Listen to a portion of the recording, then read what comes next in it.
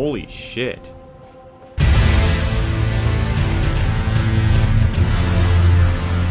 Okay, no, but seriously, the fact that they charged $40 for all of this is crazy. They could have sold this as a sequel, or a full-priced game, but they didn't. Now, if there was one game I wish I could go back and experience for the first time, I'd choose EldenRing. EldenRing's world was truly breathtaking for me, and Shadow of Erdtree for me is basically getting a chance to experience that again.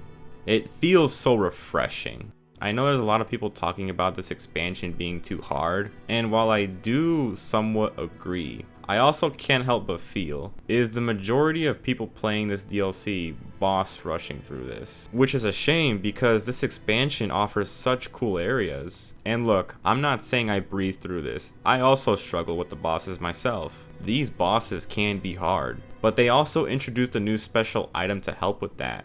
See, in this expansion they introduced a new system that kind of scales like everyone's stats. The Erdtree fragments.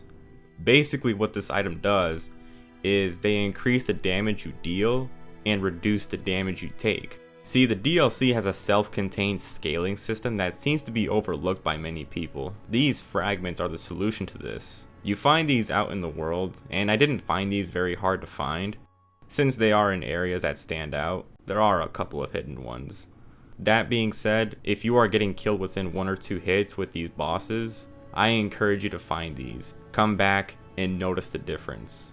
I will admit, Mesmer did take me a lot of tries. The bosses in this expansion have some really cool movesets, specifically the main ones. And like any typical Souls-like game, analyze the boss's attack patterns, find the openings, and be patient. And you will get through this. I think Shadow of Erdtree is one of the best game expansions ever. It feels like its own game. It really is up to par with all of these other expansions. I don't know how From Software does it, but they are really good at making games of this genre. Not to mention Miyazaki doesn't even consider EldenRing From Software's best work. And I can't help but think, what do they have on the horizon bigger than EldenRing? This DLC may be hard, but all the more rewarding for when you beat those bosses.